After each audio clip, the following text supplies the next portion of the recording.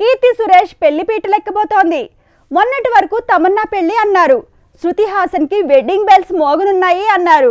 అయితే వీళ్ళిద్దరికంటే ముందే కీర్తి సురేష్ ఓ ఇంటి దయ్యేలా ఉందట. కీర్తికి పెళ్లి గడియలు వచ్చేసాయట.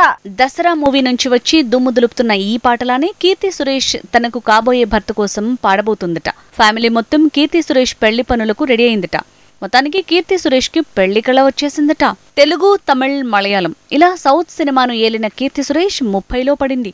అంతే, వెంటనే అంతా కీర్తి సురేష్ పెళ్లి గోరని షురూ చేశారు. అయితే ఈ గుసగుసలేం ఊరికే రావట్లేదు. కీర్తి సురేష్ చేస్తున్న 6 సినిమాల షూటింగ్స్ పూర్తిగా వచ్చాయి. అయినా తను మరో మూవీకి కమిట్ కాకపోయేసరికి గుసగుసలే నిజమయ్యేలా ఉన్నాయంటున్నారు. నిజానికి తమన్నా మీద కూడా ఇలాంటి గుసగుసలే మొన్నొచ్చాయి. విజయ్ వర్మతో ప్రేమలో ఉంది. ఈ ఏడాదే పెళ్లి చేసుకోబోతుంది అన్నారు. అయితే అఫీషియల్ గా తమన్నా నుంచి ఆన్సర్ లేదు. ఏదేమైనా ఈ ఏడాది తన పెళ్లి అనే మాటే నిజమయ్యేలా ఉందనే గుసగుసలు పెరిగాయి. ఈ ఏడాది బాలీవుడ్ లో ఖైరా అద్వానీ పెళ్లి చేసుకుంది. సునీల్ శెట్టి కూతురు కూడా ఓ ఇంటిదైంది.